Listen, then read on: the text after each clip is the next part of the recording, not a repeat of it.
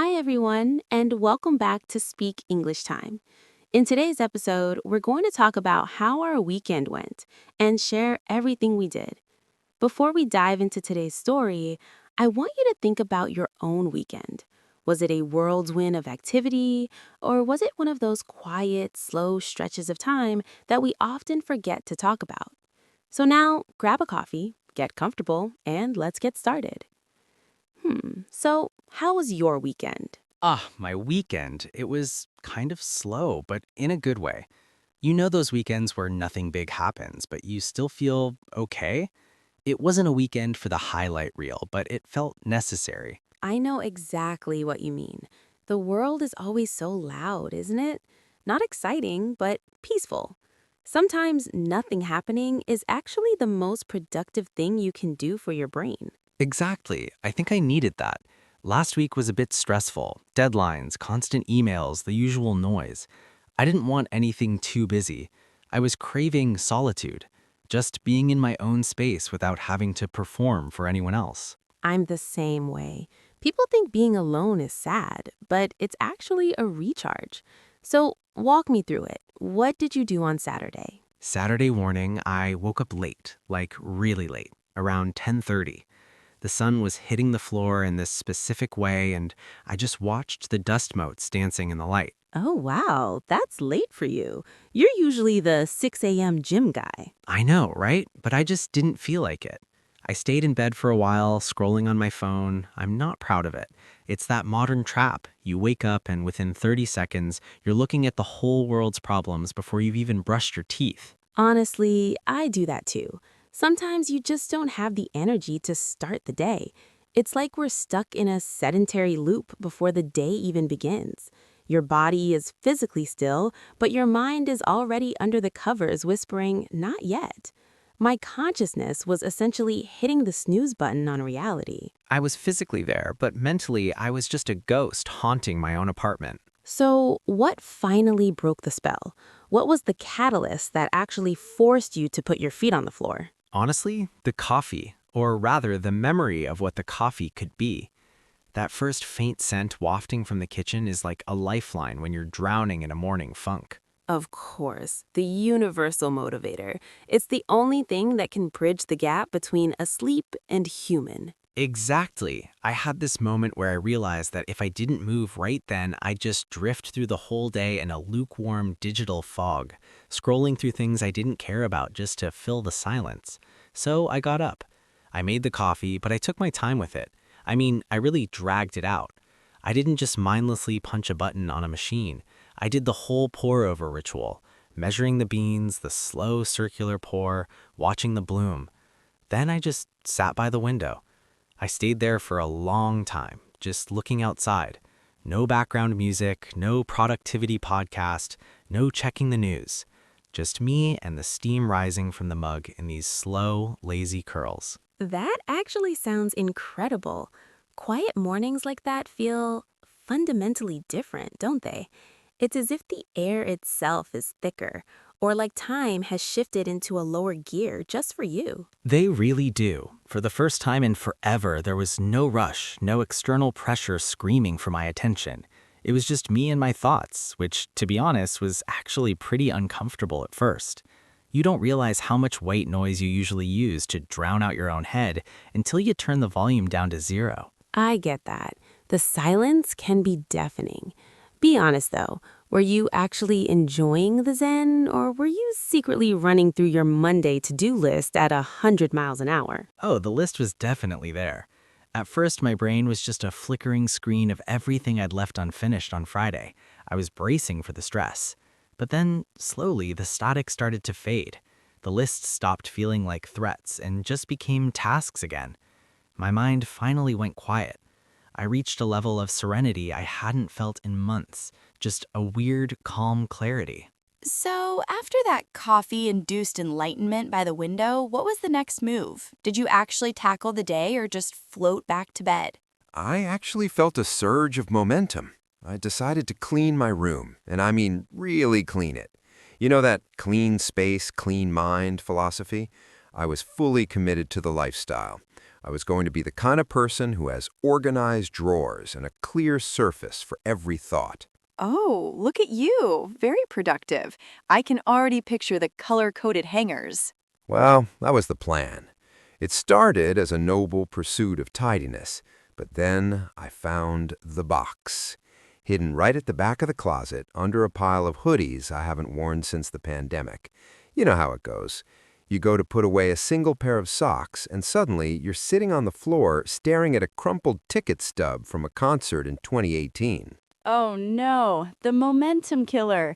You fell down the cleaning rabbit hole. It's a dangerous place, Ron. I didn't just fall, I set up camp there. Tucked inside a folder, I found this old, beat-up notebook from about 3 years ago. I completely forgot I even owned it. I ended up just sitting there on the hardwood, surrounded by half-folded laundry and piles of dust bunnies, and started reading. It felt incredibly nostalgic, almost jarringly so. Really? What was actually in there? Was it a full-on Dear Diary situation or just a graveyard of half-finished grocery lists? It was a total mess of a human life. Random late-night thoughts, some terrible sketches that I clearly thought were deep at the time, and even a few small goals I'd scribbled down in the margins. Learn to cook a perfect medium-rare steak. Start saving for a trip to Japan. Stop overthinking every single text message. That's wild. It's like a time capsule of your own neuroses. Looking back now, did you actually follow through on any of those? A few, yeah. I make a decent steak now, at least, but many of them I'd completely forgotten I ever cared about them. Reading it made me feel strange, Emma. It was like I was reading a letter from a complete stranger who just happened to be living in my body and using my name. I think that's the ultimate human experience. It's like meeting your past self in a crowded room. You realize how much you've evolved and shed old skins, but you also see those little threads of yourself that have stayed exactly the same. Exactly. And the thing that really hit me was the scale of it all. I was looking at these pages thinking, wow, I used to lose sleep over this. Things that felt like life or death crises back then, social drama, career anxieties, tiny embarrassments, are now just tiny, insignificant footnotes. It makes you wonder what things you're stressing about today will feel that way in another 3 years. Honestly, my Saturday started on a pretty similar wavelength. I didn't sleep in quite as late as you did, but I definitely spent an extra hour just contemplating. I was staring at the ceiling patterns like they held the secrets to the universe. Contemplating what exactly? The meaning of life or just what to have for breakfast?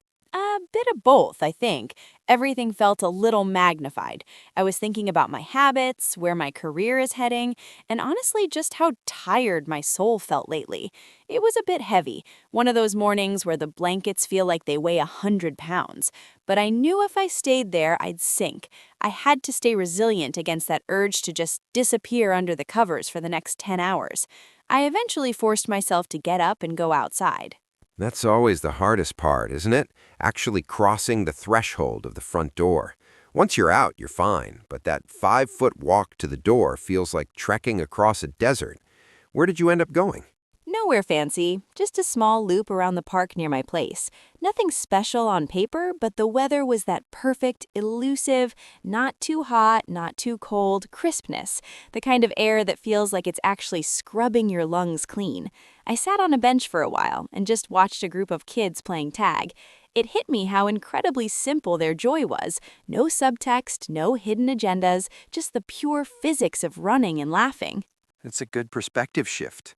Did it actually help clear out those heavy thoughts you were carrying? It really did. There's something about the geometry of a walk, the rhythm of it. It's like the repetitive motion of your legs slowly untangles the knots in your brain.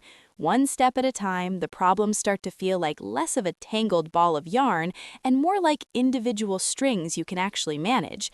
And the best part? I didn't even check my phone, not a single time.